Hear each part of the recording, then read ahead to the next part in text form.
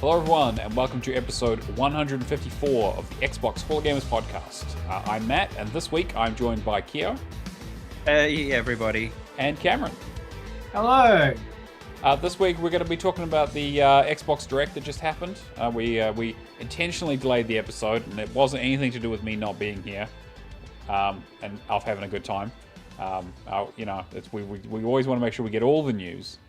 And then also a few other bits and pieces that came out just like today around like Phil Spencer talking about console exclusivity again and all that kind of stuff, and Ubisoft not knowing how to run a company. Was it today or? I saw the news story today. Was it? It might have been yesterday. So, as far as I'm aware, like Justin Legary quit IGN. Did he? Jesus, I missed that. Okay. Yeah, so he put up a video saying that he quit his dream job to pursue his own thing called, I think it's Save State Plus. Okay. And his first interview for that Patreon was interview with Phil Spencer. So a lot of these news stories are coming out of. Gotcha. Right. Gotcha. So high-profile news stories, that'll really push him. Yeah. So I would say American Monday news stories start. Yeah, that makes sense. That makes. I mean, I've always liked Destin. I liked him back when he was at Screw Attack and he used to do Hard News. That was a great show. It was a really good interview. If anybody watching, I highly recommend. It's, I think, 30, 40 minutes. Okay, I might check it out then. Actually, Yeah, because I didn't know any of that. I just saw him popping up. So yeah, I've been dark for the last couple of days, so I'm playing catch up at the moment. Yeah. All right. Well, let's get straight into it. As always, we do the show live on Twitch. Xbox Hall of Gamers is the place to find us. Come say hi, hang out in the chat. I know we got Bulbasaur in here at the moment. A few others. Thank you for joining us. All right. Well, I guess the first thing we really should talk about is the Developer Direct. Yeah. And all the news and I'm trying to think. So Shane and I last week sort of talked a little bit about what might show up, what was hinted at. I'm not sure if we said Ninja Gaiden. We might. No, have. I don't think you did. No. I don't. Maybe not. I don't know. We were kind of going through series that hadn't been around for a while, but were high profile enough, but not too big. I watched the video on YouTube after I'd seen the Direct, so I was kind of listening out for what you were guessing. Yeah. So, yeah. Yeah, but I think in terms of like level of announcement, we nailed it in terms of like long running series, but not a big, not a huge title card game where it's like, hey, this is a huge exclusive for us. It's like, yeah, they've had an existing relationship with Xbox in the past. Makes a lot of sense. Yeah. But I guess, let's get into the Direct.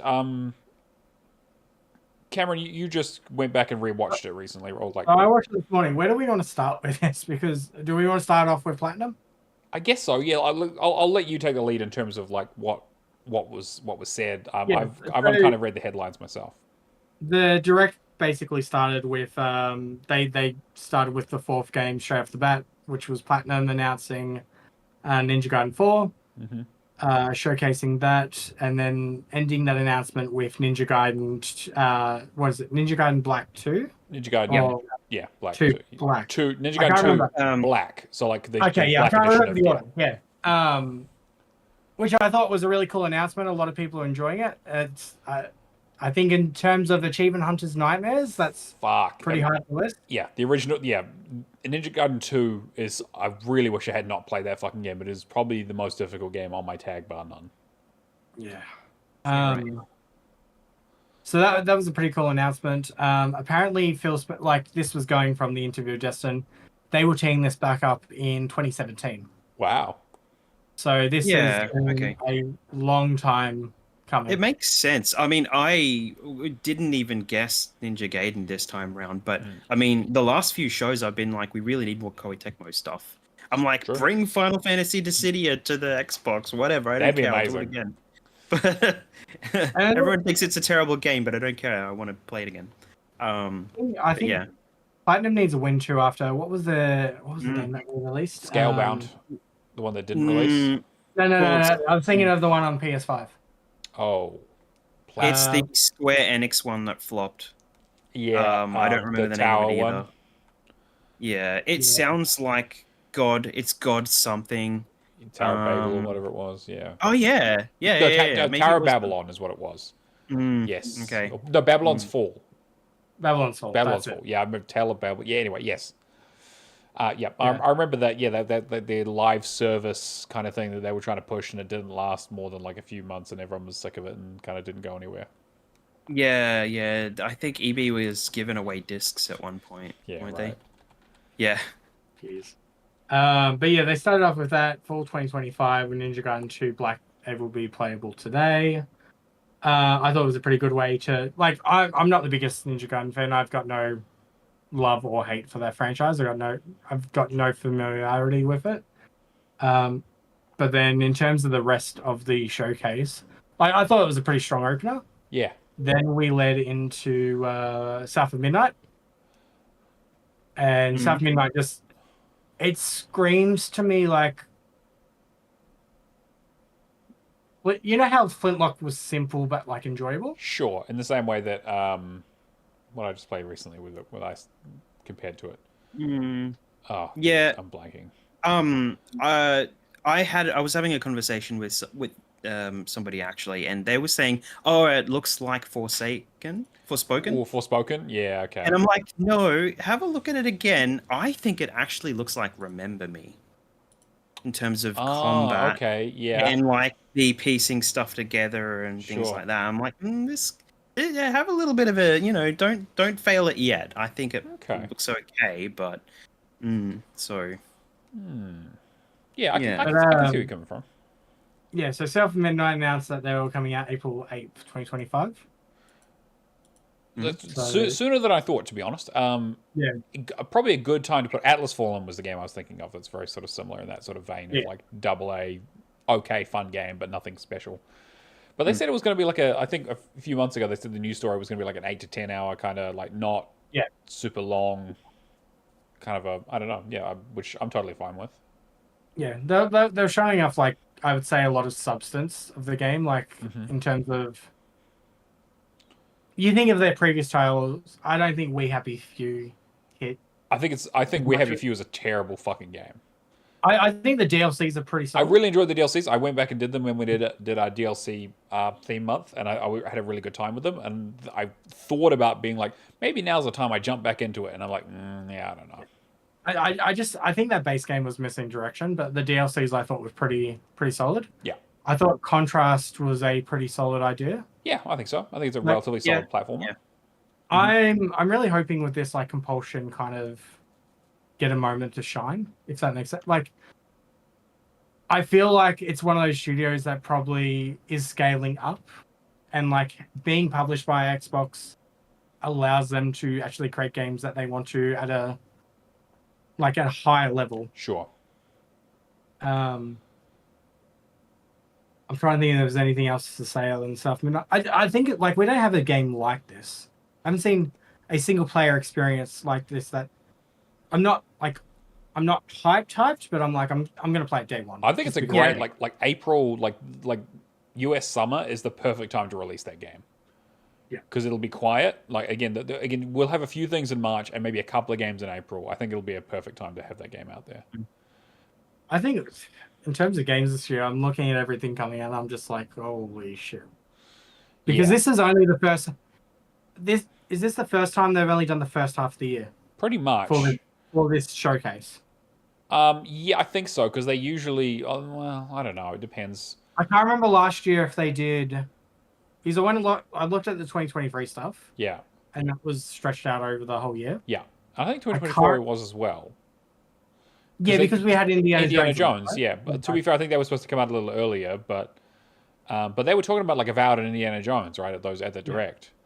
So I'm kind of wondering now if this is going to be if it's like kind of switched up to this is the E3 for January up to E3 and then kind of and then this is the rest of the year.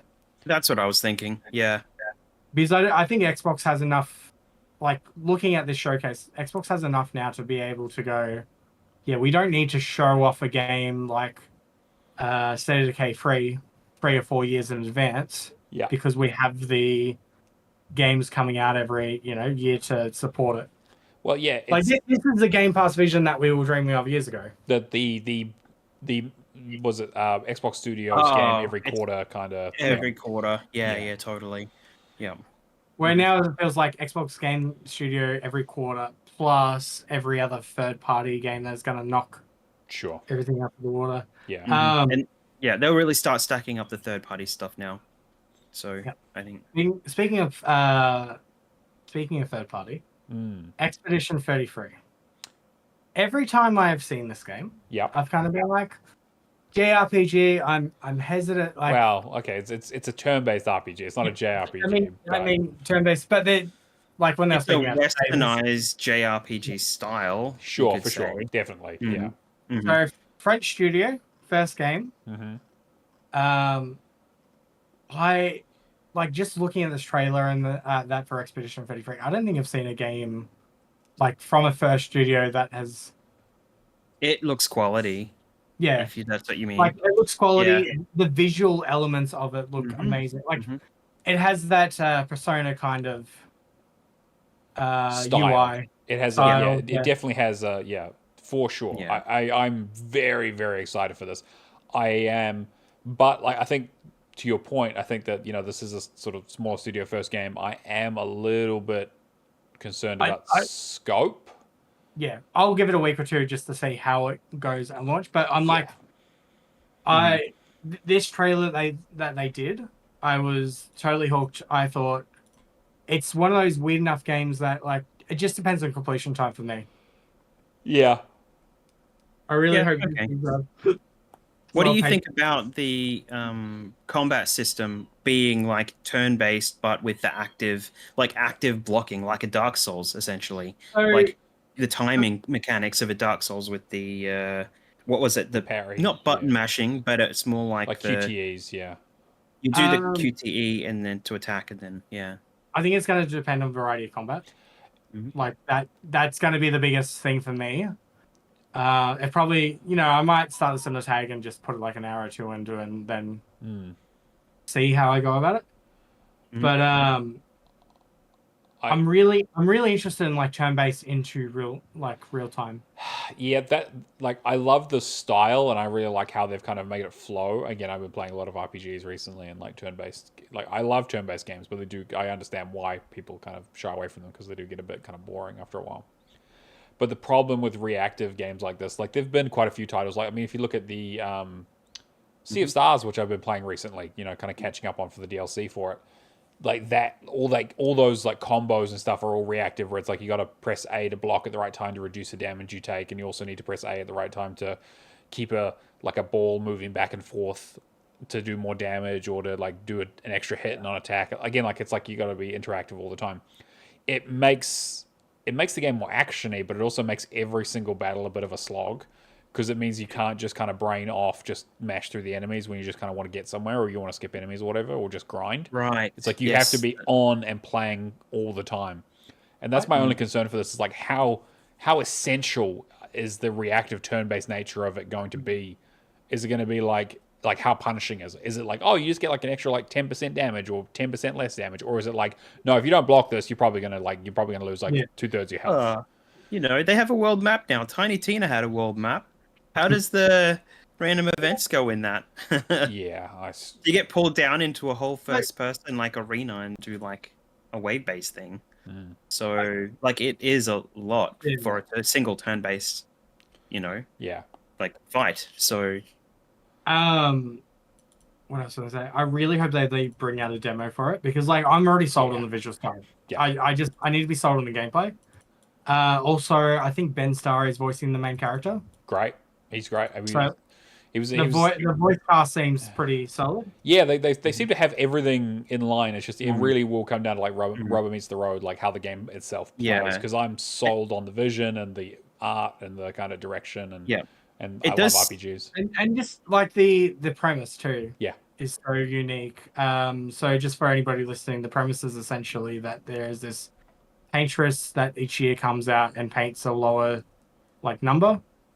Like a one lower number, like 36, 35. Yeah, like, and then anybody over that age is essentially erased. So it's like the number gets lower, and it's essentially like a Thanos moment of sorts, where it's like X amount of people get thrown out of existence, basically die off. Or for our older listeners, Logan's Run. Logan's Run. Yeah. Okay. True. Yep. True. Blank Like- says. Yep. I know what it is, but I've not Never gone mind. down that. Yep, lost on the. Sorry, I don't know. That's fine. Oh, That's sorry. fine. I know. I know Mhm. some of our audience will hopefully appreciate that. But yeah. I just don't watch a lot of movies and Alright, stuff. well, so I'm sorry we need about to that. we need to Sorry. bring back lights, camera, Like, and action. Apparently, We just for do because, like, cinema. honestly, I haven't seen Escape from LA, and I probably should Oh fucking my do that. god! Wow. Okay, so- you want to see Escape? You want to see Escape from New York? Escape from LA is New York. bad. Yeah, both of them. Both Yeah, of them. I have the, seen both. the original's great. The second one is rough. Yeah. There was a Netflix show with the same premise where everybody over a certain age in this town dies. I'm trying to think what it's called. Well, I mean, also like Michael Bay basically did that for The Island, like his movie. He basically remade Logan's Run, but with a slightly different premise. But the idea was the same. Yeah. Yeah, I think the idea's been done a few times. Oh, for sure. and Yeah, 100%. But Yeah, it does look like it's really contained to the same group members, though. Like, so they can make a really tight story with just that cast. great. I'm all about Without it. having to make 12 choosable characters, you know? So that is really appealing. So, And then, so that was April 24th. So, like, not that long after South Midnight. Yeah, that's actually not Then that long to wait, which I'm really excited about. Going to mid-May, Doom: The Dark Ages. Which, okay, so I really think if you're going to watch the showcase, you watch it just for the ID software section. Mhm. Just because it's like, two guys there, we're going to sell you the ultimate power fantasy. Sure. And how pumped up they are. I'm Um, for the way they describe it, I think it looks more like it's going to be a bit more Doom 2016 as opposed to Doom Eternal. They described it. What was it? Doom 2016 was about. They had like 3 categories. Eternal was about platforming and that. Yeah. 2016 was. I can't well, remember. basically, to sum it up, by the time they got to Doom Eternal, they did as much fast aerial acrobatic kind of stuff, and now they're going back to like a more tanky system. So when there was one of in the little when they specifically pointed out the movement, they showed like a strafing mechanic where you were strafing left and right, and how you were supposed to be really tanky and heavy, and it's supposed to feel like classic Doom, Great. and heavy. Yeah. So That's what I'm after. So it were in segment 3 core pillars to the game were explored: combat, which dug into deadly new weapons of mass destruction the Slayer can wield; exploration, which offered a glimpse at an incredible new medieval-inspired setting that would take places to never before seen dark and sinister realms; and story, which gave an overview of the characters and stakes the Slayer will play in his journey to turn the tides of war. This is the most ambitious Doom game to date. ID Software is seizing the chance to present both newcomers and longtime fans alike with an epic adventure as a super weapon in a medieval war against hell itself. The difficulty sliders too. Yeah. Which was like really cool. Which is I think that's a great idea. Like I think that like really accessible Doom. That like it, not that the other Dooms are particular. I mean, Eternal is actually surprisingly difficult. Whereas like the other, Doom 2016 is not too difficult on the lower difficulties. It's pretty easy. But I think I went back and played it not too long ago, and I thought, it was perfectly reasonable. Yeah, in terms of difficulty. But also, we've been playing FPSs since time began, so I think having the sliders thing makes perfect sense. Making that more accessible sounds like a great idea to me. May 15th as well. That again, like we're pushing up against it in terms of like there's going to be a big couple of months. This is going to be stacked. Yeah, this year is going to be stacked. And I'm very many games want to get done off the backlog, and then throwing all the stuff into the mix. That's exactly. Yeah, I'm like January has just been like backlog. I just need to chuck some stuff in there and work on some things because I was like, this year is going to be Game Pass year, and it's probably going to have to be Game Pass year because I'm not going to be able to buy any games. But fuck, all these are coming to Game Pass, so I'm going to have to fucking play them.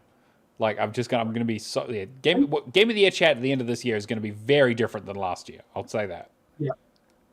I mean, there's stuff that like even Eternal Strands. Yes, Eternal Strands. Today, which are like, fuck yeah, I need to. What's that? Like Shadow of the Colossus mixed with Legend of Zelda. Yeah, looks great. Looks fucking awesome. And every review I've heard is like, like first game from new studio, but like pretty high up there in terms of quality. Yeah, which is amazing. But yeah, it was like honestly in terms of the showcase as a whole, like they've nailed the format. Mm-hmm.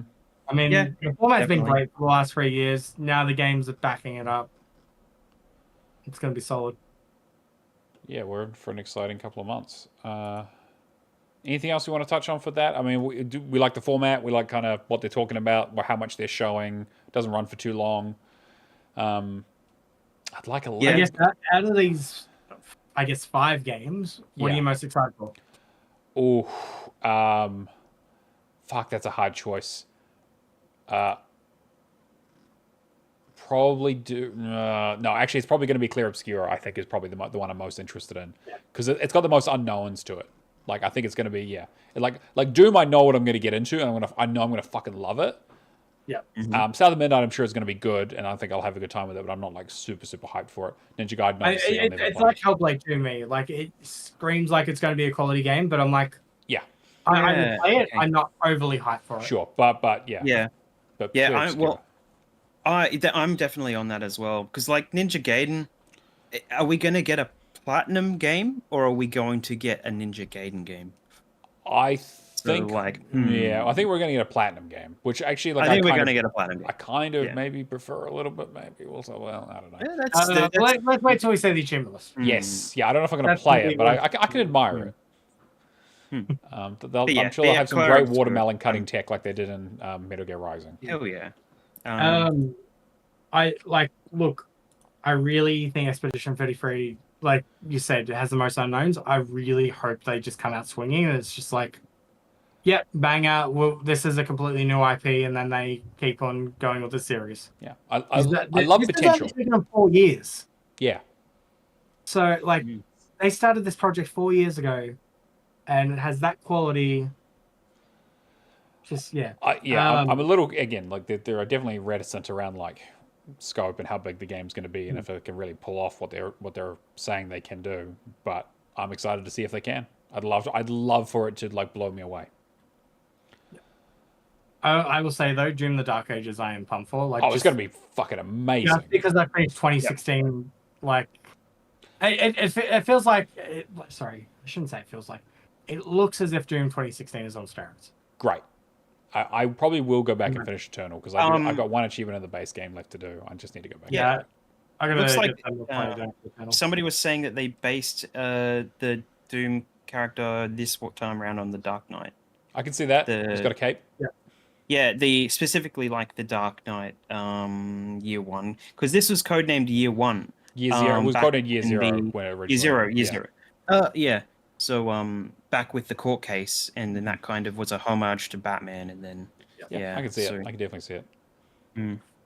I'm interested in like one, not having multiplayer. 2, they're saying it's the biggest project to date. So I'm like, how much bigger is this going to be compared to the other games?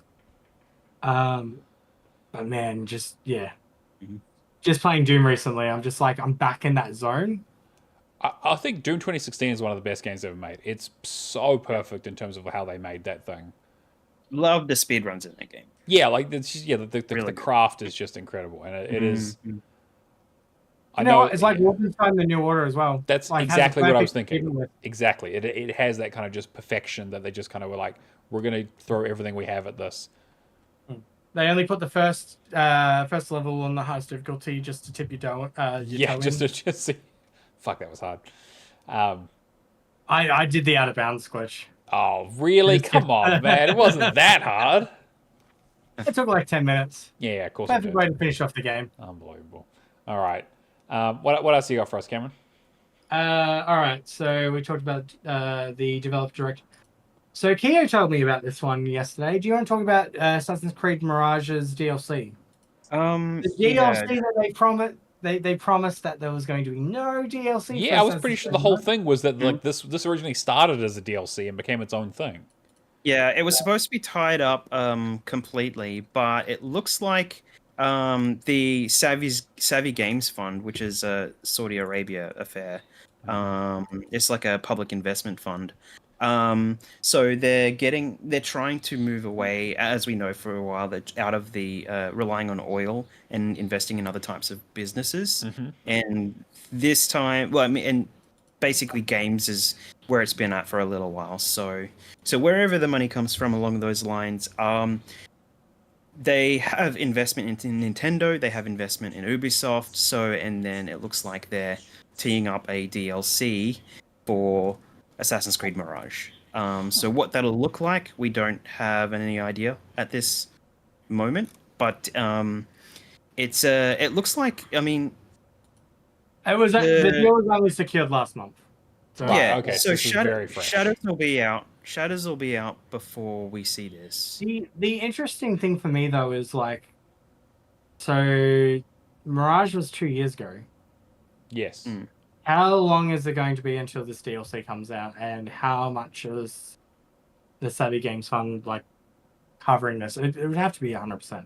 I don't think Ubisoft in the current state would take a risk on. I was just going to say, yeah, it is. It's a very interesting move for a company that is really floundering, and we could probably talk about that after this. Yeah, I was going to say, we go into the other news story that got posted to the Discord. I should move that up. Yeah. So yeah, Ubisoft Leamington had been closed, so 185 layoffs. Well, yeah, they closed that studio and also layoffs at other studios as well. Was it? Yes, I believe there's a few other studios, other Ubisoft studios are also affected. Not as much, but not fully shut down. But yes, like the restructurings. Okay, yeah. Yeah, so there's definitely been some. Again, Ubisoft itself is in a very weird state right now, where they haven't had a big hit for quite a while. They've been kind of hemorrhaging money. Their stock prices in the toilet. There's been talk around 10 cents and all this kind of stuff. I don't know. Yeah, the buyouts and like. A lot of people are saying that Ubisoft won't last till the end of the year. So what is this? Yeah, right, exactly. I mean, I really hope Assassin's Creed Shadows does well for them, because it really does feel like they delayed that game twice, and it's only just going to be releasing this financial year. They really obviously want to get some black in the book, because and this Mirage is based before the original Assassin's Creed. Yeah. Like it's like definitely before the original, because it's all about the hidden ones. Yeah, it'd be nice if it kind of tied into them remaking the first game or something. They'd really need to do that. It wouldn't surprise me. I mean, we did hear that there was some big changes happening with the Assassin's Creed 4 remake that's happening at the moment, which is basically again one of those like worst kept secrets. Yeah, yeah. Well, my theory about 4, this is kind of like the way that 3 ended, and we had basically Desmond, Yeah, they're going to retcon it? Yeah, are they going to either retcon it or make 4 line up properly with the story of the rest of the series that they've done going forward? So, like, maybe there's something in there that they need to line up, essentially, so... So 4 gets a remake treatment to connect the original trilogy with the new trilogy. Exactly right. Yeah. Well, I guess not new trilogy now, but like And then we find that Assassin's Creed 1 through 3 was a simulation, and then we actually see 1, 2, 3. I don't think Ubisoft even cares that much at this point. They obviously had no idea what was going on when they killed off Desmond. Spoilers for a game from 2010. It was wasn't there something about there was a specific guy that was behind the creation of like Desmond's story. I can't remember what his name was, and like he killed Desmond off and then noped out of the company. Yeah.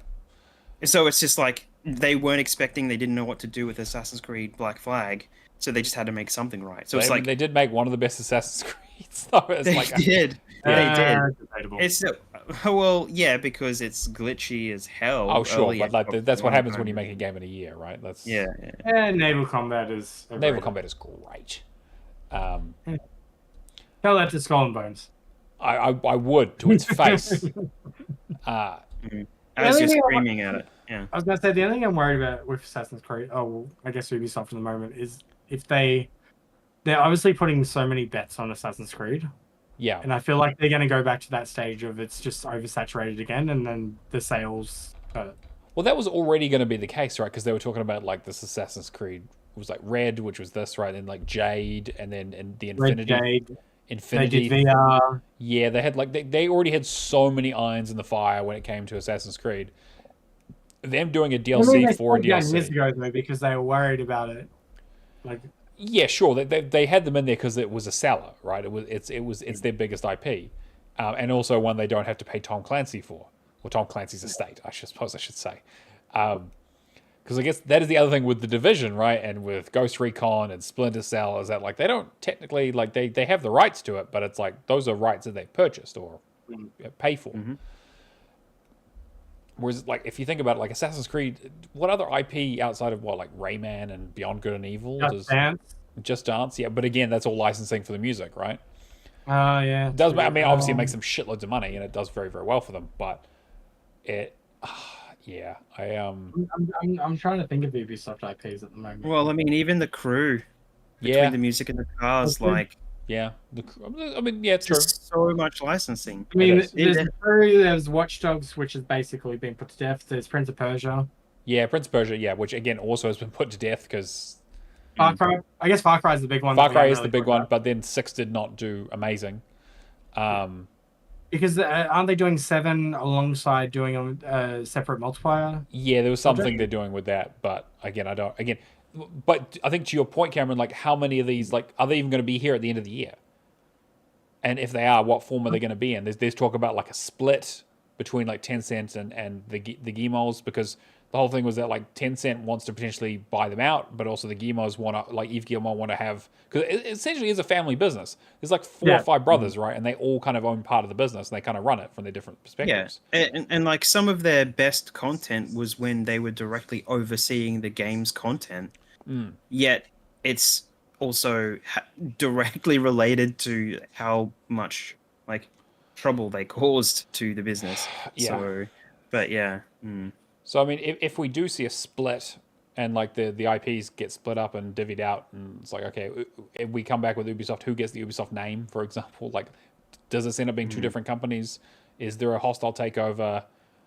Is Because there even, was it like what 3 years ago? Yeah, with like yeah? Tencent. Was it Tencent? No, I think it was Vivendi back in the day. That was Vivendi have tried and they've tried and tried. Yeah. And their success back then is kind of what pushed them out of that, right? Like they had a couple of really big hits, and that was kind of doing well for them. But yeah, I don't know. I feel like the name Ubisoft, I don't think is going anywhere. I think there is value in the IP, but I don't think I strongly suspect that by the end of this year, Ubisoft will not be what it is today. In terms of like who owns it, who controls it, what are they doing? In the same way that Atari. They'll need somebody to save them, and I just don't think anybody in the industry is going. Well, it's definitely not now. Like that, yeah. Like now is the worst time to be in trouble because budgets are tightening, layoffs are happening. Like no one's buying. The only group that I could see happening is Take-Two. Yeah, exactly. But again, they're only interested in making hits, right? And they've got But like this is the thing. If Take-Two acquired somebody like Ubisoft, they would keep the biggest franchises, which I would say would be your Just Dance, your Assassin's Creed, and that would probably be about it. Far Cry, maybe, yeah. And yeah, I'm sure there'd be a few that they'll keep as like. They'd probably just lock them in the vault, to be honest. I mean, realistically, they've got GTA 6 coming out this year. Like, I'd be surprised if they gave a shit about anything else at this point. Yeah, true.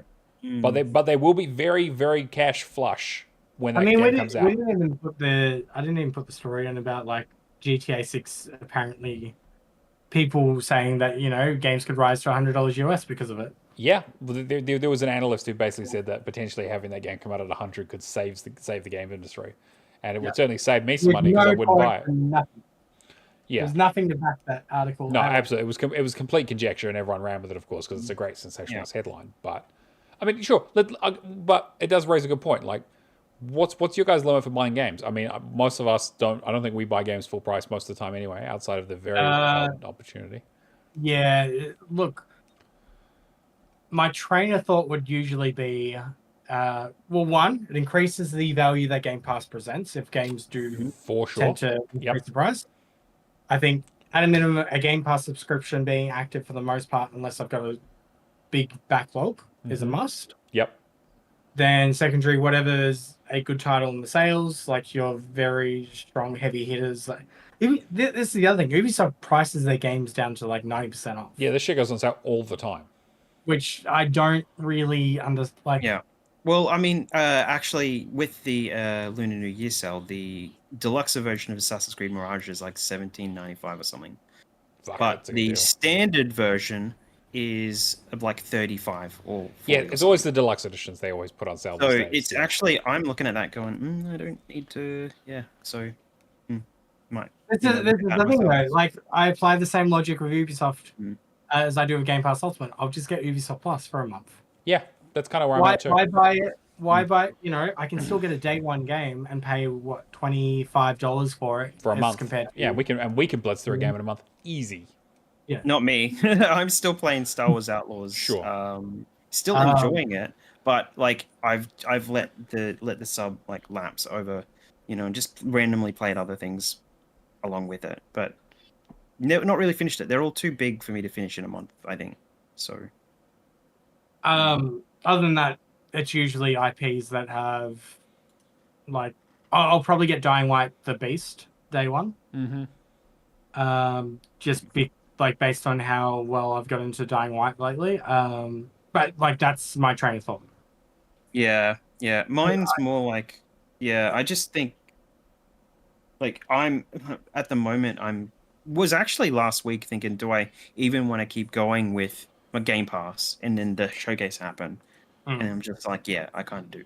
So, but yeah, haven't really been buying a lot of stuff. Last year was probably the most I've been bought in a long time, and I was buying like PlayStation new releases. I was buying Xbox stuff. Like, between it, I was bought more new releases than ever before. Like, you know probably. what? It's going to be really interesting. GTA 6 marketing when it does release. They're not even going to need that much, to be honest. No, they won't need that much. But they will do. Like, They'll have the excuse. It'll be on but billboards. It'll be will on Sony have buses. a marketing exclusivity again, or will? No, I don't think so. I don't think it's. I don't think they need to. Yeah. I think they can save the money and just not bother. But I don't get it. So, actually, no. Sony will probably want it, so they'll probably push for it. But I don't know if they'll have deep enough pockets for it. Yeah, I don't think Sony's in the position with their live service. Yeah, I think it's going to be an open contract between, like, just generally there'll be both platforms will be pushing this thing hard no matter what. Oh yeah, so it could be big for Xbox. You never know, right? It might be on PlayStation consoles as well as Xbox consoles. So, there's no way this isn't being pushed. So that one game that PC players get executed. Yeah, true. Really. But the PC version works is so much better for the anyway. I mean, like a year after, or sure. What was the 2 years? It took a while, yeah. I'm just thinking of before we move on, I'm just thinking about games that I paid full price for. Like when the last time I did that, it was I did that twice last year. I did it for Legacy of Kain, and I did it for Metaphor. And Metaphor because I knew it was probably going to be my game of the year, which it was, and Legacy of Kain because I wanted to support that studio and that kind of direction. Actually, redacted for me. This is the thing. I will probably buy it if it is an indie game or a indie level game. Like Striking Force Studios is obviously, I would say, a AAA studio, but they developed a small project. Yeah. So anything like indie level-esque, I think, is a lot easier to chew on like a $40 price tag than $100. Oh, for sure. I mean, in New Zealand dollars, games already cost like $120 to $130 here. That's an insane amount of money to pay for a video game. I think back to Real Game Score when we had Planting on, what was it, like $1 an hour was usually. Yeah, it was the conversion back in the day, and it's oof. Not these days, but I still think it's pretty fair that if I can get an experience that's going to last me a week or two, I will justify that price. If it's going to be experience that lasts me one night. For example, Sniper Elite Resistance. Yes. Is, I think, $60 US. It's on Game Pass, and that's though, right? a game that, it's Game Pass, but it's a game you can get done in a night. Wait, really? Yeah. I will complete the campaign in a night. Got it. Okay. Yeah, right, of course. But still, okay. But I get what you're saying. All right. What else have we got? All right. I will quickly some small news stories. Xbox is adding support for larger external devices all the way. They're removing the 16 terabyte limit for external USB storage devices. Great. What was the limit? I want to say it was 250, but I don't know if they've listed it here. Terabyte? 250 sounds familiar. 250 terabyte. I feel like I read that somewhere, but That's I'm not crazy. 250 terabyte. That's, you mean gigabyte? No. Well, the current limit was 16 terabyte. 16 terabyte. Okay, right. So they're raising it to 250. Gotcha. Okay, yeah. Yeah. I mean, that's a lot. Yeah, so I think that was, but I'm not. That's a whole fucking server farm right there. But anyway, you got more storage for external. Great. I mean, I've never used an external drive with my Xbox. I probably should, but I was going to say if those memory cards came down in price. if they came down in price, I would buy one. If I can get one for half off, I'm buying it immediately. I usually just use both Xboxes because it's better to have a second. It's Xbox true, Series actually. X. Yeah, because they charge. Or a memory card, you can just swap between two Xboxes. That is true. That is true. But what I'm saying though is if you had one Xbox at the start, then why wouldn't you just? Yeah. How did you enjoy going to the living room the other night to play Team Sonic Racing when you could have been in the other room? But then It was on the external hard drive. All right. Yeah, okay, fine. Logistically, yes, I get what you're saying. I didn't even add that to my list of things I need to complain about this week. Oh boy, all right. Oh, hey, I scrolled through the leaderboard, right? Twice. We'll get to it when we talk about games we're playing. All right, so going back to Destin's thing as well, there's some discussion about the handheld where he just kept quiet, like Phil just smiled and all that. They're obviously working. They're working on something. They're not going to tell us anything about it till it's basically about to be released. Makes sense. The one thing you did get asked though was about the Series S compatibility, especially like with stuff like Baldur's Gate 3. Right. Yes. Developers, saying that the Series S is holding the industry back, that kind of stuff.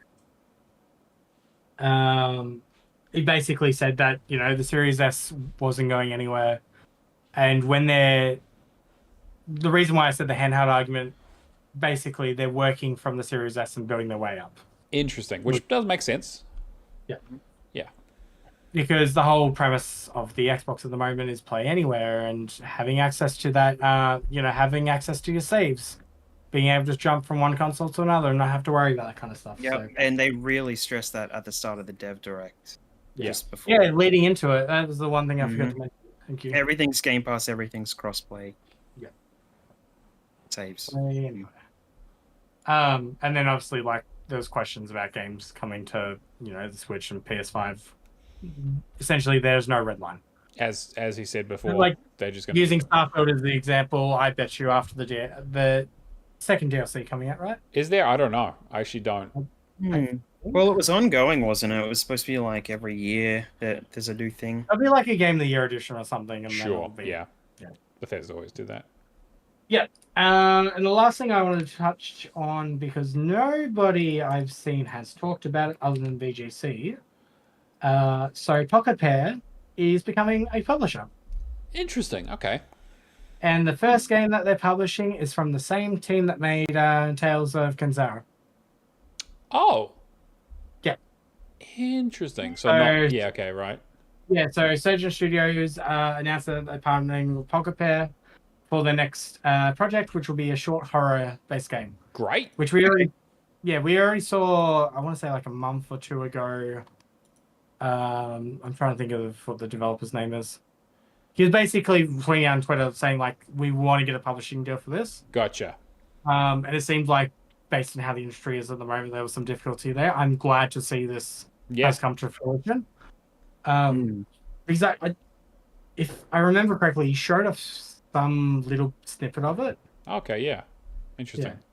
So, I mean, I like horror games, so that sounds interesting. Yeah. I love when indies get to, indies supporting indies. Yeah, I mean, I did have some worries about their studio, right? Like, because I mean, Tales of Kanzara did not sell super great, and also it reviewed okay. Like, it got like 76 or whatever. Like, and like I thought it was alright, but it wasn't. But in terms of a sea of Metroidvanias that are better, like more complex, better crafted. Yes, yeah, better at being that. Yeah. Yeah, it is really nice. Yeah. Yeah, it is really nice to see like them get to the point where they can support other people, and Yeah. then they're like, right, we can do this, so we might as well help somebody out. Hell yeah. So it's really good. Also, for those who don't know, Pocketpair are the publishers for Power World. Power They make Power World. Yeah. Yeah. So expect some, horror, shooting down Pokemon kind of. Yeah, exactly. Yeah, let's expect some Yeah. expect some horror Yeah. related lawsuits related to like I don't know Silent Hill and Resident Evil and So we finally get to see what happened in the Lavender Town. they got the bee virus. Watch out, guys. And yeah, that's essentially all I've got for news. Yeah, like I said before, go and watch that Destin interview. I'm gonna do that after this actually. I think it was pretty solid. Like it's all the answers that you kind of expect, but like Phil was very laid back and relaxed, and Which is I wouldn't like not as scripted as he usually is. I sure. would say. Yeah. Well, Destin has always been a pretty balanced dude when it comes to like reporting on this kind of stuff. I mean, Phil even closed off the interview, like essentially giving a round of applause and patting him on the back, saying like, "It's so glad that you're going to do your own thing." And Yeah, I really like Destin's coverage. So yeah. Not to overlook. All right, Game Pass updates. So there is a lot. yeah, we got a lot going on. So, oh boy. So recently joining, we had Lonely Mountain Snow Riders. Flock came to Game Pass Standard. Gigantic Rampage Edition came to Ultimate and everything below it. Kinetsugami, Magical Delicacy, Tchia, Case of the Golden Idol, all came to Game Pass Standard. Starbound came to Game Pass Ultimate. Eternal Strands, as Cameron was talking about, came to Game Pass Ultimate. And Orcs Must Die Death Trap came to Ultimate. Is that a port? I think it is a port, right? Because I thought that was a new one. it might be the new one, actually. Yeah, sorry. There are a few of them in that series. I think the third one came out a while ago. Yeah. And then on January 29th, we have Shady Part of Me coming to Ultimate. On the 30th, we have Sniper Elite Resistance coming to Ultimate. And then Citizen Sleeper 2, Starwood Vector coming to Ultimate on the 31st. And then Far Cry New Dawn coming on the February 4th. Something interesting that I noticed was that Ark, the Ultimate Survivor Edition, came to. It appeared on TA. It just showed up and that was the original version of Ark that they Was it the original? canned. Yeah, I think it was. There's two versions of Ark on Game Pass at the moment, I'm pretty sure. Yeah, it was the original one, the kind of remake that they did in the... Yeah, me and Ireland were talking about it. So Ark, I feel like Survival Ascended and Survival Evolved. Yeah, and at the moment, if you're looking on the Xbox app, there's Ark Survival Evolved. Yeah. And then Ark the Survival the Ultimate Edition. When I clicked on it, I had an achievement on it, and I thought that one had been delisted, but it was the one. Oh. So maybe they brought back the original Ark as well. I don't think the original... Did the original get delisted? I don't remember it being thought delisted. it did. I thought there was only two versions. No, but Survival Evolved definitely is still around. Because the redo was supposed to replace that. It was supposed to replace it, but I think they're both still available. And I did notice it popped up in the added games on TA. So as far as I'm aware, there's meant to be 3 different versions of Ark. There's Evolved, there's Ascended, and then there's 2 when it comes out. Yeah. And there's also that Ark. And Park 2 is never coming out. It's like another thing from the Pixar or whatever too. Pixar? Yeah, of course. Yeah. Yeah. It's going to come out. I'm going to get the family to play it, you know? Survival Ascended, you can also use console commands on. I mean, both of you can use the codes, right? They're Yeah, like well, you can. Yeah, I definitely did for Evolve, but I haven't played Ascended, so I don't know. But it looks like you can because people have finished it in an hour. So, all right. And then stuff leaving. Which again, if you're hearing this, you don't have a lot of time. But Serious Sam, Siberian Mayhem, Anucard, Darkest Dungeon, Broforce, Marquette, and Death's Door. Again, I kind of talked about this last week, but Anucard is a nice, easy completion.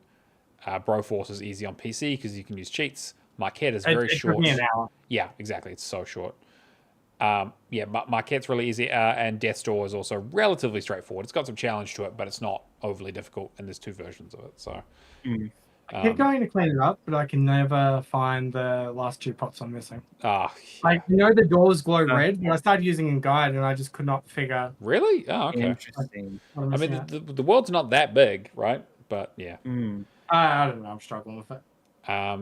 All right. And then we also have a Patreon, patreon.com/HawlerGamers. If you want to help support the show, you can join us at any tier. We put the money straight back into it, paying for things like hosting the show and doing the word challenge and competitions and stuff like that, and like new equipment very, very occasionally when we have a bit of extra money. So You know what's funny? Yes. Matt, last year, I'm canceling the word challenge. Matt, this year, hold my beer. So many people were like, I want the word challenge back. I got messages about it and shit. So I was like, all right, I'm bringing the word challenge back. So patreon.com/HallOfGamers if you want to help support the show. We really, really appreciate it. We literally could not afford to do it without it. Especially not now.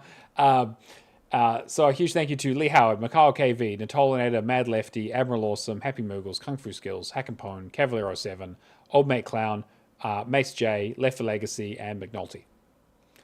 Mace J. Marseille, yes, Mace J. Thank you. And then we have our monthly theme, which is actually every 2 months, the Bimestral Burden, which for January and February is Back in My Day. So this is for finishing up your remasters, your remakes, and your retro games that have achievements. So if you have a game that you loved as a kid and has now been brought into the modern day or somewhat modern day and now has achievements from like a port or a remake or whatever, now's the time to do it. I've been working on one. Final Fantasies are a great one for those because those are a lot of games that, they've got a lot of series, a lot of games, a lot of good JRPGs from back in the day are being brought forward. So now's a good time to do those. Yeah, things that didn't have achievements that now have achievements. And on that kind of vein, I will quickly talk about what I've been playing because I have not been playing a lot because I've been away. But I was going through my list looking for something to play, and I realized I had the perfect theme month game, Final Fantasy X2. Because back in the day, if people, long-time listeners will know that Final Fantasy X is probably my favorite game of all time. And I picked up I got the remastered collection of the two games for my birthday a couple of years ago. Finally decided to knuckle down and do them. Did 10 all the way through, smashed it, put 100 hours into it, had a fucking great time with it. Just as good as I remember, if not better. And then I did a couple hours, 2 hours, I saw my save. 2 hours of X2, I was like, this is trash. What the fuck is this? How could they, look what they've done to my boy. But I decided, I was like, now's the time. I've cooled down enough. I found a good walkthrough again, because famously getting 100% of that game is next to impossible. Because there are so many things you can screw up. If you skip a cutscene, you're fucked. If you miss a cutscene, you're fucked. If you interrupt a guy when he's telling you a long fucking story, you're fucked. If you follow one person in the right direction but don't do the thing for an extra scene, you're fucked. There are so many things you can miss. So many. And I have a walkthrough right now. I'm currently 63% of the way. I think I might have missed something. Maybe. Also very hard to be sure. So I'm just going to do my best, and we'll see if I end up at 99% at the end of it. I strongly suspect that I will and not be happy about it, but I guess that's what New Game Plus is for. But I am playing through it. Are you just going up to New Game Plus? You can. Okay. You can do New Game Plus, but you still have to find that missing percentage point yourself, so you got to redo everything anyway. But you'll be a super high level, so the fights will be easy. But this. So, say for example, if I made a mistake at the very first chapter of the game, or whatever. Yeah. If I start a New Game Plus, do I then have to play the entire? No, you just have to do the thing you missed, basically. So, if you accidentally skipped a cutscene or you missed a scene, as long as you get that scene the next time, then you're good, as far as I'm aware. Right.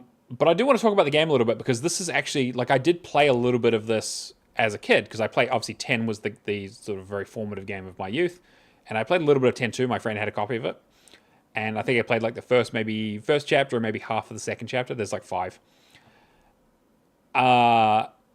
This is a really weird, surreal kind of game, because it's this is very much like a DLC. This feels like what a DLC would be today, where they reuse the same environments, they reuse most of the enemies, they add a couple of new models, they change the systems of how things play, and you can basically go to any part of the game from the original. It feels weird being I have an airship from the start, so I'm just going to start. One of the first missions is, hey, go to Zanakin, which is the very end of it's the end of the journey, right? Isn't it meant to be I guess how Far Cry New Dawn is to Far Cry 5? Kind of, yeah. You're reusing that same asset so they can make a 1.5 game. Sure, exactly. But more than that, because this game is it has active turn battles, so no more turn battles. You only have the 3 characters for the most part. There's a creature capturing thing you can do, but mostly it's 3 characters. They put a job system in there. They took out the sphere grid, so you don't actually control, when you level up, you don't add stats or anything. You just basically determine what abilities you learn and what jobs you do. And Yeah. most of this game is mini games. I feel like I'm playing fucking Yakuza. It's crazy how many mini games there are. There was a massaging mini game I had to do. There was a calibrating lightning towers I had to do. There was a there's like digging mini game. There's chocobo hunting thing. Like, and again, like Final Fantasies have a lot of mini games in them, like a lot of like extra content to do, like extra side stuff. But because I have to do this 100% playthrough. I'm doing all of this shit. Like, I can't believe how few battles I've been in. I am getting towards the end. I'm in like chapter 4, which is like a short like interlude chapter before the game really kicks off into its chapter 5 at the end. But this game doesn't really have a story until basically the end of chapter 3, kind of. It very much feels like a extra story that they kind of like. It is very like, it feels like an epilogue game. Yeah. Like at the point, Luna's just finding herself. Like after all of this other stuff has happened. Exactly. It's been 2 years. She's like, hey, I'm going to go on this thing. We're going to have like a fun adventure. We're going to revisit all the places you've been to before, but now like there's like chapters, so things change over time. There's political And then she's tensions. like, what can I do for you? Yeah. And you're like, cool, here's a mission. Here's a weird, so here's a thing where you got to go into the Cavern of the Faith and rescue 15 tourists who got stuck there. Like, it's very weird. Like, tonally, it's so strange and interesting. Yeah. I was saying this the other day to you in the when we were having a bit of a chat in the party about it. Is that like, this is the game that made me understand Final Fantasy job systems. Yeah, exactly. And that's So, the thing, like, is that yeah. like, because the only Final Fantasies I really played had been like 7, 8, 9, up to 10, right? Again, I hadn't played the earlier ones because I was the kind of was too old, or they were too old. Yeah. I didn't get the job. The job thing did not click with me as a kid. Now, having played so many fucking, I mean, again, I played Persona. I played Metaphor. Even like Metaphor has like a really robust job system. It clicked with me so much better. Where I was like, okay, I can use whatever job with whatever character I want. I can choose which abilities they learn, and I can build them. I can make builds, and I can equip them with a couple of different things. There's not a lot of customizability. It's relatively straightforward. And if I really need to grind, I can. And I'm having a really good time with it, like way more than I thought I would. I've been thinking about really it a lot, playing it a lot. Yeah. Like the 100% thing is a real fucking drag, and I will be like pretty upset if I get to the end of it and don't have the 100%. But it's great. It's really, I mean, it's nowhere near as good as the original. Like it very much feels like a pretender. And it is kind of weird, just like bopping between areas and doing little mini missions, and just kind of like it feels very bite-sized in a way that like a JRPG just shouldn't. In the way that like I know people got upset about 10 not having an overworld and not being able to fly the airship around yourself. You just kind of teleport between places.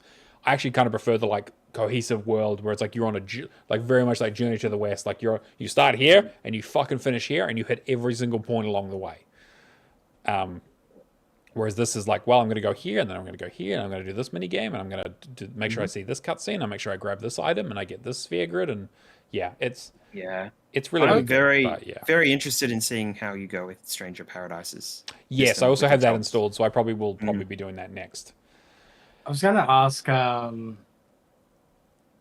is this the first non-turn-based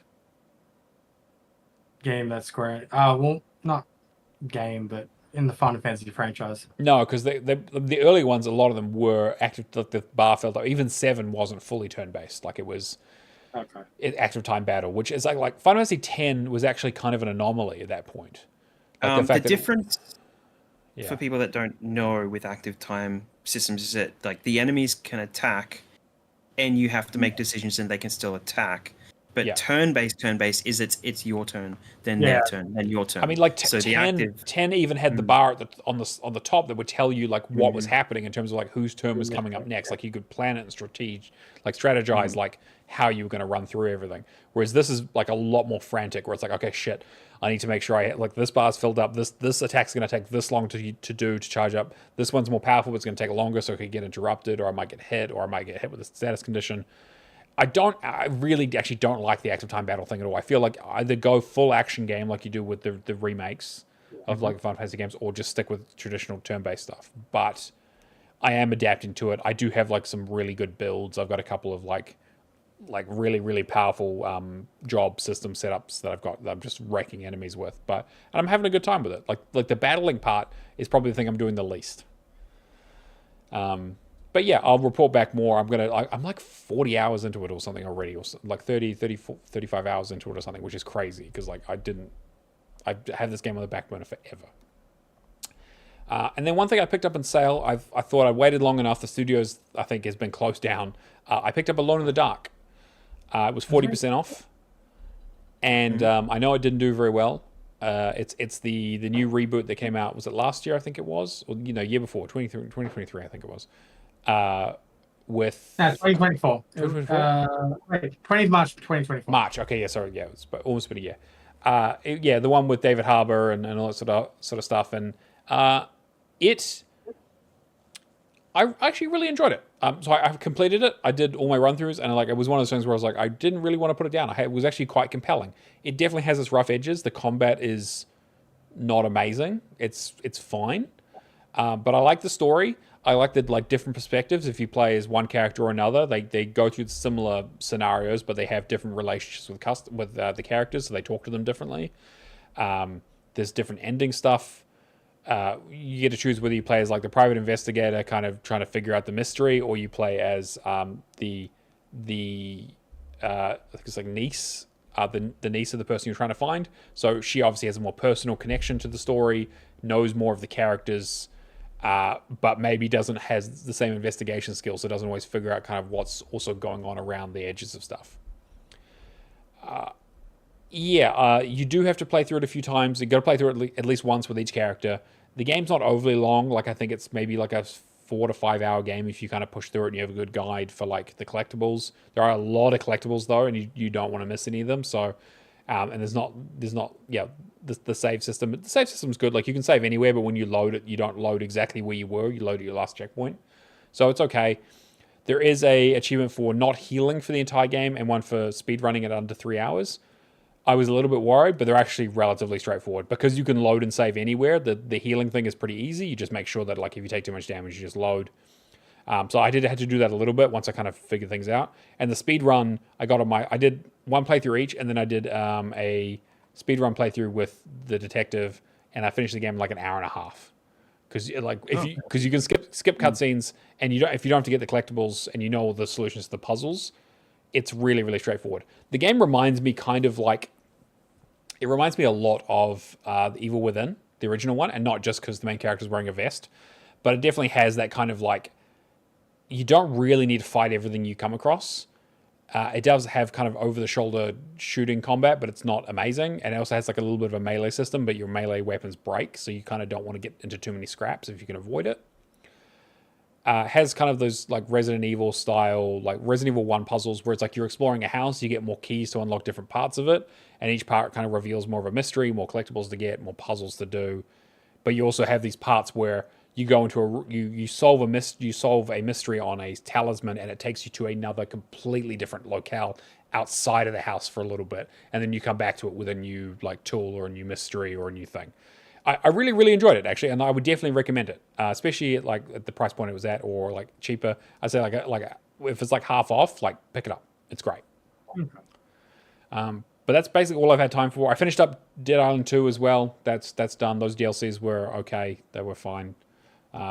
Didn't really need to do a New Game Plus playthrough. I don't think it added much to the game at all, but mainlined it in 5 hours, so...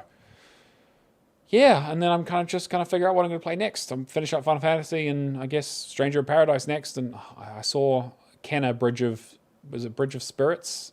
Is on sale for 50% off in the recent sale. I'm like, ooh, I've been waiting on that one for a little while. So we'll see. But yeah, that's me. Who wants to go next? I got a ton. Yeah, Cameron. Go for it. Go for it, mate. So I won't talk much about Broforce. I use the cheat codes in that. I think the TA is still pretty... I think it's 3.6 if I'm not mistaken. Yeah, it's pretty high because it was a lot higher. 1 hour version. So yeah, I highly recommend jumping on that before it leaves Game Pass. Other than that, I'll work in order. So Doom is what I started the month with, just to cover the challenge for the... Nope. Doom 2016 does not count. It's so bull. Anyway. I've been working on Doom because I had to clean up what was it, collectibles achievements. Like I really had a pretty strong time with it. I'm trying to think. Use the out of bounds for the first level. Everything else was like very simple. I basically had gotten to hell and went like, all right, there's too many collectibles at the moment. I don't want to do this. Yeah, you need a guide open the whole time, unfortunately. I used Macca's guides and they were pretty solid. So yeah, shout out to Macca for that. I've been working on Dying Light. yes. Okay, I've been working on a few big games. So the main goal this year is to get as many games off my backlog that are like approaching or over the 10-year mark. Did that with Destiny, with Hero. Yep. I managed to finally convince Alex to go back to Dying Light 1 because of after the following, there was an update which included like a Legends level. Mm-hmm. And you can do a duplication glitch by having an Ethernet cable, unplugging it, and then reconnecting in time to like dupe it.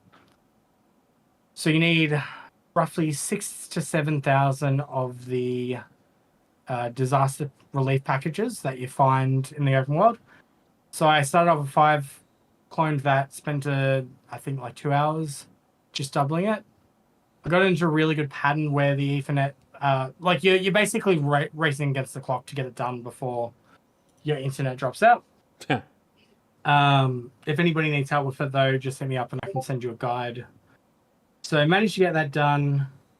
Mine worked pretty well. I think Alex had a little bit more trouble, like every 1 and 2 wasn't working for him. Mm. So anyway, we got that max level. We went back to do the Bozak Horde, which Alex absolutely hates. I mean, to be fair, everyone hates the Bozak Horde. It's bullshit. So, okay, the problem I have with this game mode is that a Horde mode should be a Horde mode, not a Trials. Sure. Like, it's miscategorized and, yeah. It, like, when you're max level, it's fine. Because everything is in the, like, you know, you have to do the obstacle course. The obstacle course is always the same. Zombies aren't too hard because you don't need any weapons. Mm-hmm. When you're unarmed is like 400% damage. Oh, shit. Okay, well, that helps. Yep. I'm trying to think if there was anything else that was really hard with it. Okay, there's one bit where you have to throw gas cans through the wall. Alex cannot get them for the life of him. So I'm the one that usually throws them, and then it was fine. It was just like, there's no way we're going to do the speed run after we got the trials done the first time. Mm-hmm. I'm like, nah, it's fine. We'll get it first go. Got it first go.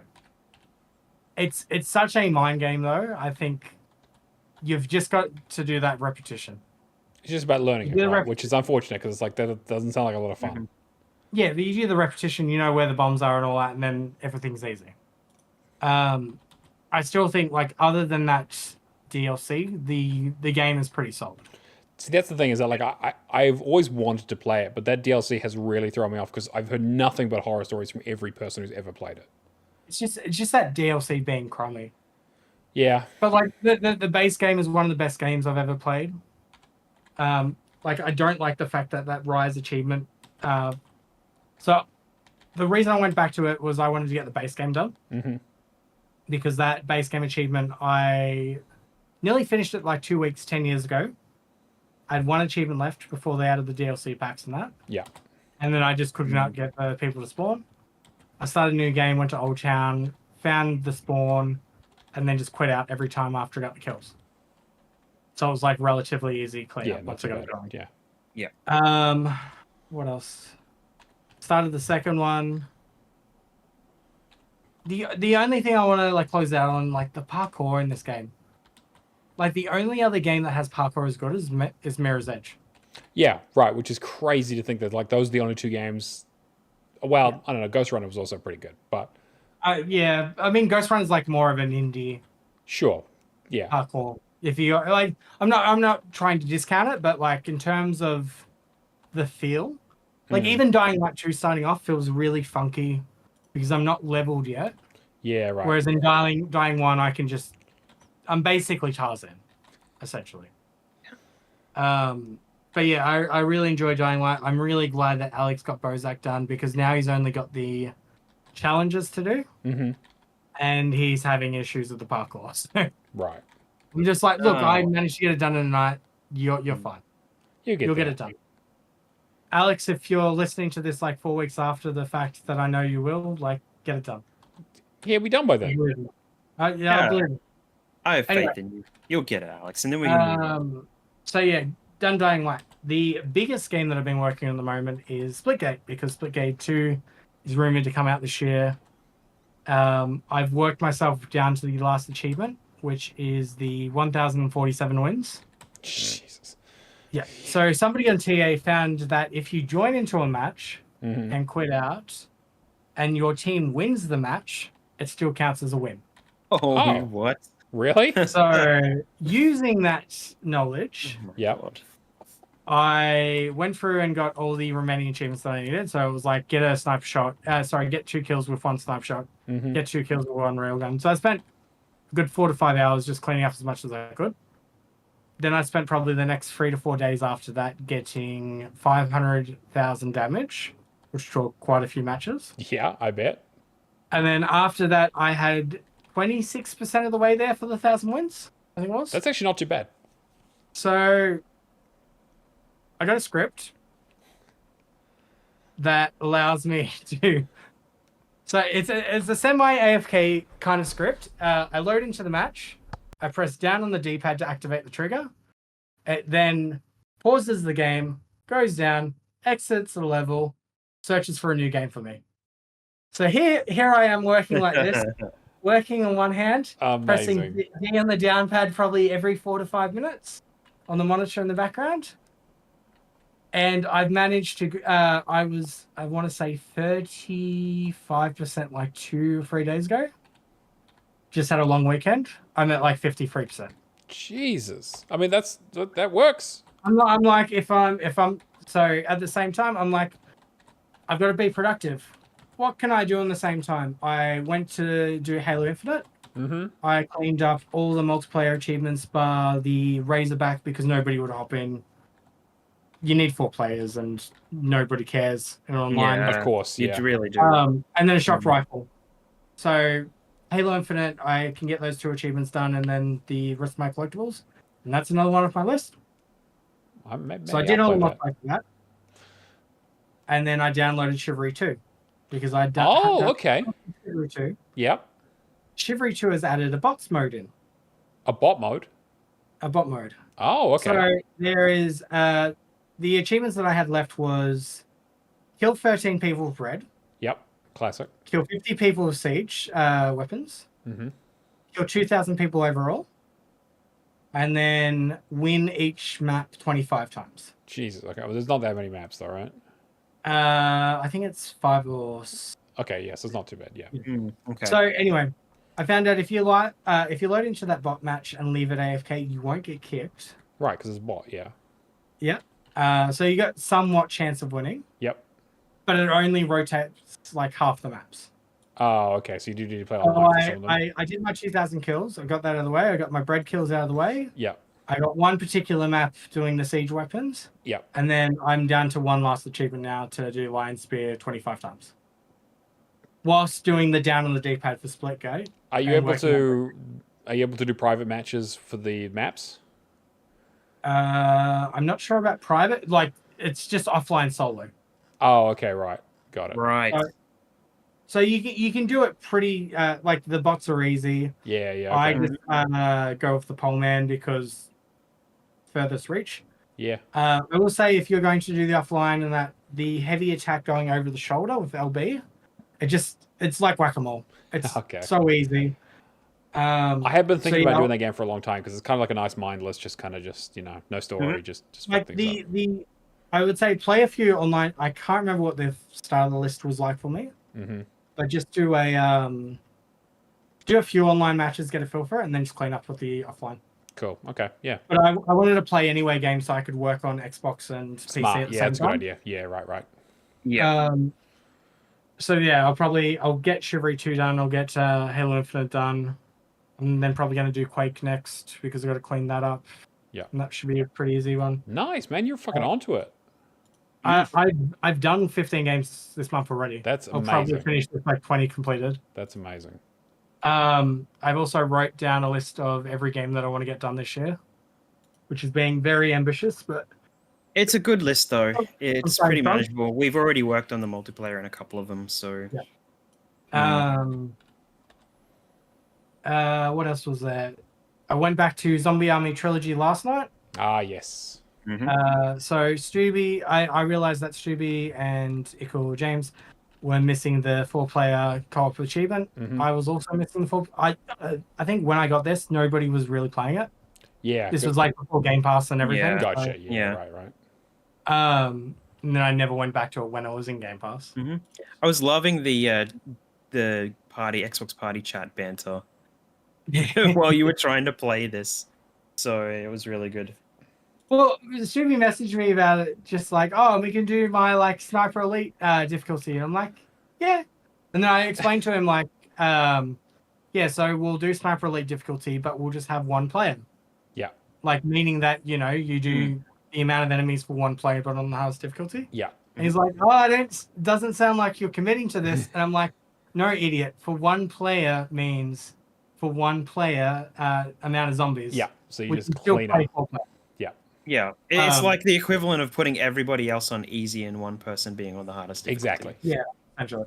So we got Alex in last night to help us with the 4-player. We got most of the Horde maps done. Like all mine are done. I think we've got to clean up one for James, and that's it. I need all the collectibles. They need the difficulty. Gotcha. So we're pretty much just going to go through all together and clean up the collectibles and that. And then I've got a few miscellaneous achievements like the 10,000 limbs and... Yeah. Right. But that'd be a nice one to clean up. And because we're loving the sniper stuff at the moment, I went back to Sniper Elite 5 to also start cleaning that up. I have not played that one yet. Rebellion has a real problem with just adding DLC packs to... Yes, that's why. I think that's why I didn't play it, because I was like, are they done with it? I've got 6 achievements with the base game. I'd done all the Season 1 pass stuff. I'm pretty sure Bond helped. Bond in a Box. Yeah, Bond in a Box, yeah. Helped me out do that. I did the first DLC of the second season pass, legit, and that was honestly it was surprisingly easy. We just did the 2-star thing first, and then we knew where to get all the survivors and just went through on authentic. I've got one more DLC to do, and then I've got to clean up that. And then the last thing I'm also working on at the moment is Warframe. Warframe, I have now finished most of the base game achievements except for some like level 30 stuff, which is still at the same time. Yeah. Like I've finished in terms of progressing the planets until they started bringing out the solo quest contents. I then did the War Within, which opens up your higher level upgrades and all that. Corey's been dragging me through it. He's been such great help. I do think Warframe's probably going to be the biggest completion I get done this year. Like, that'd be a huge one. 40 achievements to do, but I think out of the list, like I've gotten to that point now, the second part of the game, where I'm just going to be able to get like these achievements are like 100 gamer score for completing a quest line that takes 1 to 2 hours. Right. Okay. Yeah, you'll be smashing it. So I'll get a lot of heavy score quickly, and then it will be cleaning up some of the miscellaneous achievements. Yeah, gotcha. Right. And that is me. Been busy. Kia, what about you? Yeah. I've been basically doing a lot of multiplayer for a lot of different games. I ended up doing a couple of 360 games. Yes, Cameron. Yes. I was going to say, you can talk about Team Sonic Racing. I will. It's not. I didn't write it down, but I need to remember. I'll talk about that. Okay, yeah, because I'm just like, otherwise we'll forget. So I went with Todd yesterday and spent 4 hours doing the multiplayer for Import Tuner challenge on the 360. That's basically like load into a match, one person races off and the other one crashes into the wall for 4 hours. You know, and you need to do 100 matches. So it was like 1 match, 10 match, 50 matches, and then 100 matches, and it basically took a clean 4 hours to knock out. But it was a nice suggestion to kind of get on and get that done because we'd been talking about it for ages. I had 1 achievement left for online in Warhammer Battle March. So we did that. I'm not really going to talk about that. I'm not really keen on the gameplay style, but you know, yeah, it's not my kind of game, but I'll play it eventually, I guess. The rest of it. Um, I went and did Band Hero with Jester, so that's 25 online matches. And also like play in like a different mode where you had to host each, and it was really really simple. This one I tried to get Cameron in to do the because there are 2 achievements we need now. There is you can do it on any difficulty, and you need 4 people playing and have star power activated, so it goes up to like 11. 11, yep. You know, in the, Goes to 11. So we need to do that, but we had some connection issues with that. Sorry. When we're saying collectively, me and Jester got into a match fine with my second account. I see. Well, at the start of the game, when we started it, Yeah. we were all matching up, and as soon as you brought like that extra profile in, I couldn't find you at all, and it was yeah. So I was able to match up after that with Jester, but not match up with Cameron. So like whatever it was, whatever combination, we were able to find each other beforehand, but not now. So we have to try that again. The other achievement we need in that is to just play through a level on expert with 4 people. So it'd be like 3 people on guitar and a microphone up against the fan. Yeah, classic. That kind of shit. So that was interesting as well. So but yeah, so some old 360 stuff knocked out. That's really good. Decided then to jump in at the end of Import Tuner to jump in with Cameron with Team Sonic Racing. That we thought was going to be a little bit straightforward. Well, like, okay, so it's play a match, win a match, and then beat a person on the... Beat a friend in a time trial. Beat a person on your friends list's time trial time, essentially. Easy. How difficult could that be? You guys set the time, right? Yeah, except the list is 10,000 public people on a leaderboard with no option to switch to your friends. Gotcha. You can see your position or everybody's position. So you have to make sure you're in that 10,000 people, which one of the maps we weren't. Because it was like the first one, everyone goes in and does the first track for time trial. And then, so I had to scroll through 10,000 people 2 or 3 times maybe, because I did it half the first time. I'm like, oh, I'll go try something else and see if we can find somebody another way. And couldn't find him. And then I'm like, oh, shit, I have to scroll through everyone again. So I went to the first match where I know he had a time and went through.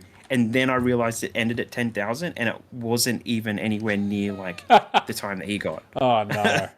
So the second map on the list, he was like 7,000. And we were basically aiming for, right, so this is the bronze part-time. We'll just get that. We'll know what the target is, and we'll know where to fire each other. Yeah, beat it by a second. Right, sure. Classic.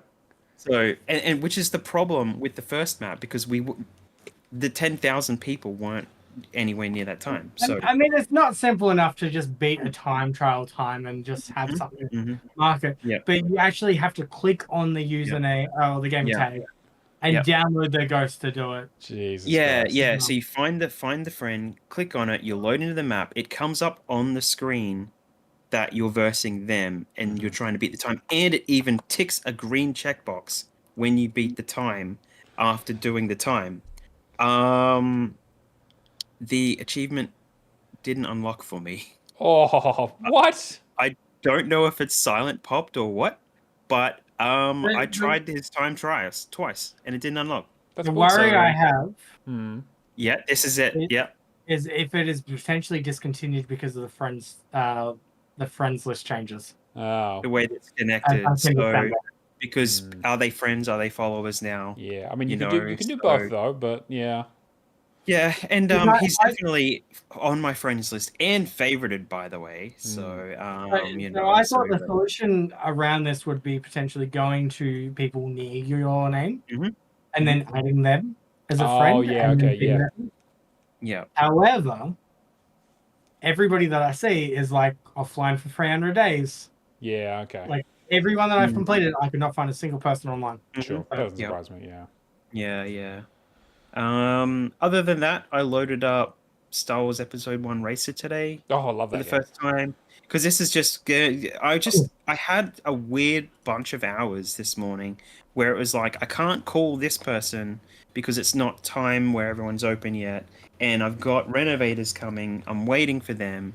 Dina's gonna pick me up at X time, and we're gonna go out here. So I'm like, I'll just play something really simple.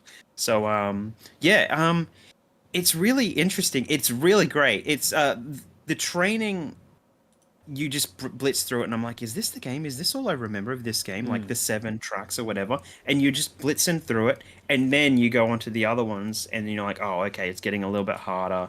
As soon as you start to get upgrades, it's obviously you start steamrolling everyone again. You basically don't even see anyone. There's like one track where they always take a shortcut that you don't know unless you look for it, and then it's like, why are they beating me every single time? But other than that, the funny thing is though, when they were doing this, like before they released this, I'd love to be in on the conversation where they're like, do we actually need to put an artist on this game? Because it's just scaled up, and it's not a great looking game for the graphics. Like it's just like everything just looks really, really bad, Just except for really maybe muddy. the pods, right? Yeah. Well, the faces are all like distorted. Oh, yeah, it's like it's that, rough. Yeah. golden eye kind of thing going on, and the splash screen and the start menu is not upscaled. All of the characters' faces as the end erases It's a are not pretty rough upscaled. port. Yeah, they So didn't do a it lot is a to it. very, very rough port. It was basically like, yeah, we don't, but it's an age-old classic, you know. We need to put somebody on the team. Oh, but do we really have to? No.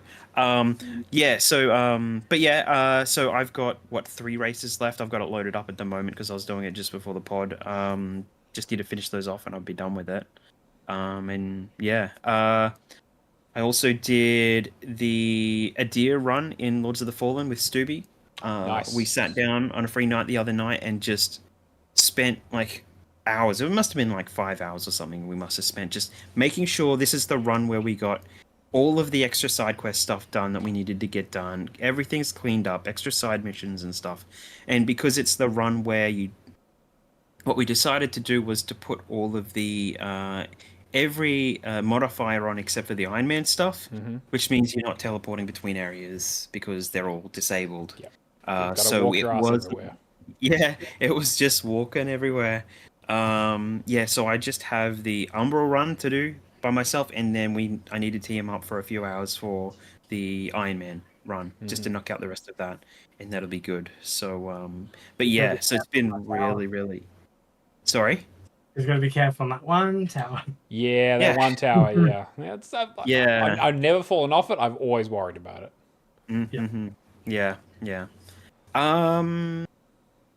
Also finished up what we were going to do for the multiplayer in Suicide Squad, basically the co-op for that. So realistically, you get to the end of Suicide Squad at the end game, and it's basically solo at that point.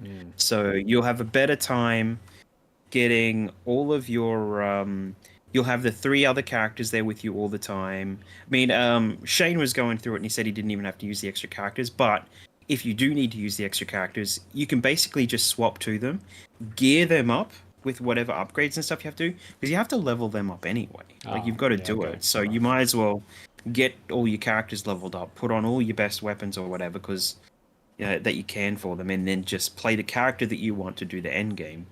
And there's some missions at the end basically that you have to do over and over and over again, especially for like tier 1, tier 2, tier 3 infamy weapons and stuff. But yeah, you don't really have to do it with people because that's just an easier way to kind of just go through it. So my advice for you two, if you do play it together, try and do the story together so you can enjoy it, and then just do the solo stuff at the end. No, it is. Yeah. It's on my list somewhere, but it's not super high on it, to be honest. So yeah. But Shane's praised it as well, just as like not as much as I have, but says, look, it's not a bad game to play. It's just and Legacy's finished it already, so The problem is, I've purchased this now. I've watched the Creature Commandos TV show, and I've realized the potential that a game like that could have presented. And now I'm just All sad. right. Yeah. You never So I want to be GI Robot. I just want to kill my that. advice to you then is to watch the bloody cutscenes in this game because they're actually really, really good. Okay. If you like the interactions between the characters, you'll probably like the interactions in this game. So it's all the cutscenes are worth watching because there's something there like that there's something a little bit special there that they've kind of added that you know.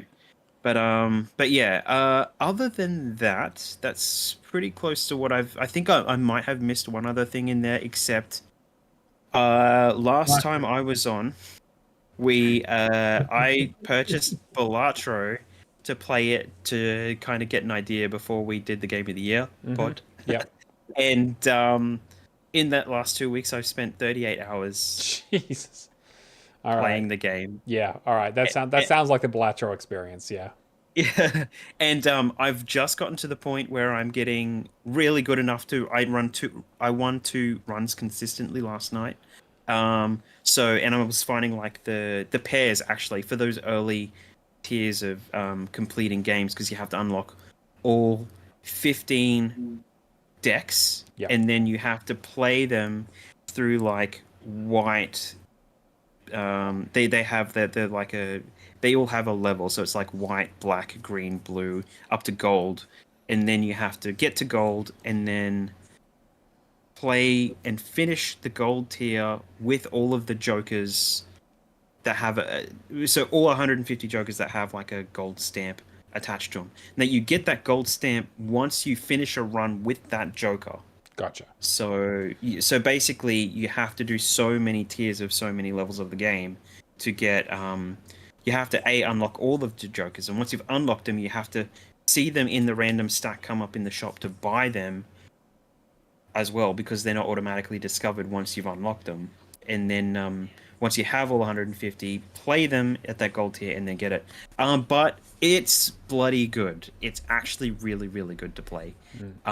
You can just keep playing it, and you do one. Like I do like 2 or 3 runs on my half an hour lunch break or something, because you can choose to do the small blind, the large blind, and then the boss, which is one, basically one set. One ante they call it, and there's 8 antes, or you can just go boss, and then try to finish the run. So you kind of you've got a choice. You can skip the small blind, skip the large one, or just do big blind only, and then depending on what you do, you'll have how many cards, how many levels of stuff. So because I needed to level up like 2 pairs, which is what I was getting a lot of my runs done with. I would like skip the small blind, do the large blind, and then try to get a planet card or something that would level up that.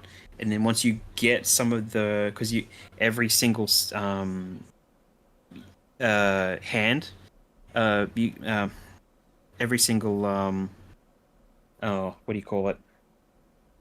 Everything you play basically. Every hand you play will have like a royal flush or whatever. You can level up those, so you can level up 2 pairs per high card, which is one card, and then just kind of roll through that and just level them up so that their multiplier is just maximized. So and yeah, so if you can get the planet cards have like the whole range of upgrades for that 1 times every time, and then you just multiply and just get what you can. Really, really addictive and fun, but I'm still enjoying it. I just have a run, going to bed, whatever, in my lunch break, just wherever you can pick it up. It's kind of the pick up and play game. So everyone's still talking about it. It won a lot of awards, so I'm not surprised. Yep. Yeah, it's obviously something. It's obviously something to it. Yeah, exactly right. Yeah. So, that's everything I've been playing so far, I think. Right. So, I think Balatro has kind of reached that point where it's kind of transcended typical games discussion. Yeah, for sure. Like Tetris, it's like on that level. It's just it's got the Candy Crush factor. Yeah, a lot more people outside of the regular sphere playing it for sure. I saw and it's so got all the gold jokers. Or whatever. It is so weird though, because there's no Windows Store version of it. Oh, because it's on Steam or something Yeah, like right. that, I think. They've made it for phones, they made it everywhere, it's on the Xbox, but I really wanted the PC version so I could use like the mouse yeah, right. to play it, but I'm stuck. But it's really handy because you can play games you own now through the xCloud. Oh, of course. Um, Yeah, right. And this is since yeah. I own that, I can load up the xCloud on my phone at work and just play. But I've got like a controller attachment, or I'm using the digital like Yeah. screen keys or whatever. So it's been really good. So All right. cool. That's it. And so now we have the word challenge, which I know there's a lot of people guessing. If you don't know what the word challenge is, on our Discord, you can go into the word challenge channel, and every week I give away a clue, and you get one guess per hour, and you got to spell the game exactly right. And if you get it right, then a gift pops up, or maybe a broken gift because the bot's fucking fucky. But if you win $10 New Zealand. I know it's not a lot of money, but it costs more in PayPal to send it to you most of the time. But yes, I give a new clue every week until someone gets it. The clues range from really, really unhelpful to basically giving you the answer if you listen to the show live. We're on clue 2 this week. So the first clue was this game has multiple playable characters. The second clue is this game was released before 2005. So best of luck to you. I'm very curious to see what direction the guess is going. I've seen some good ones so far. Lots of variety. Lots of interesting people trying to get into my brain, trying to think of the games I would pick. I was really trying to think before, like, what's a game where you play as one particular character? All right. Like 99%. Yeah, a real trick answer. Yeah, It's backyard wrestling with ICP. that's the one. Yeah? That's the one. Yeah. How did you know? Yeah, of course. Right. and But it then- could be the sequel. You've got to guess. You don't know. You never know. You get one guess now. Get in there. And then we've got our leaderboards. If you want to join our leaderboards, they're on TA. Let us know. Send us a message. We can add you on there. If you're a big scorer and you want to get up in this top 3. So in third place, we have Basham with 6,730. Second place, we have Thrash Forever with 14,850. And in first place, we have a Grey Shark with 32,850. What the fuck? I don't understand how these people still have games to play. It's absolutely insane. I don't know. There will always be games to play. That is the truth. Keo, do you want to read through the completions? Yeah, so L4D Pills here did GTA 3. Nice. That works on the month, actually. That one. Good theme month. Ickle Ronikins did Unmechanical, Gravel, and Forza Motorsport 3. Nice. Rapture did Smite 2. Left 4 Legacy did Suicide Squad with me. Lonely Mountain Snow Riders actually was doing that with Aftos as well. And WRC Power Slide. Bulbasaur did Zombie Army 4. Shane / Firehawk D did Suicide Squad and Anacard. Cavaliers 07 did Yakuza Like a Dragon. I'm going to have to ask him about that one because I've been wanting to play Like a Dragon because I've heard it's great. And it's technically a JRPG, so... From what I've heard, it's pretty good, except for the last dungeon. It's a big grind at the end, which is... You have to do a lot, so... All right, well, that's going to bring us into the show. A huge thank you to my co-hosts and all of our wonderful listeners and watchers. I know the show is a little late this week because we're recording it on the day I usually bring it out, so this will probably come out tomorrow. I apologize. We'll try and get back into the regular schedule as things calm down a little bit. But if you guys got anything you want to shill, Keo, you got anything going on? Not a lot at the moment, but I've been doing a lot of setup stuff again, moving things around, so maybe stream soon. Don't know. But you can catch me pretty much everywhere at Keo Live at Home, on the socials, and on YouTube it's at How to Fix Gaming as well. So, Cameron, what about you? I got nothing to show. I'm just jumping into other people's streams at the moment to get achievements. Great. Amazing. nice. Use the streamers to your advantage. Exactly. Yes, because they will use them and their Fall Guys like trains of people. I mean, Corey got me down to like 3 Overwatch achievements. Oh, that helps. I mean, can't complain. Nice. Be another one. And I'm Neomaster on everything True Achievements, Xbox, and Discord. I don't stream or anything. This is the only thing I do on the internet. So that has been episode 154. We will catch you guys next week. See you later. Peace out. Bye.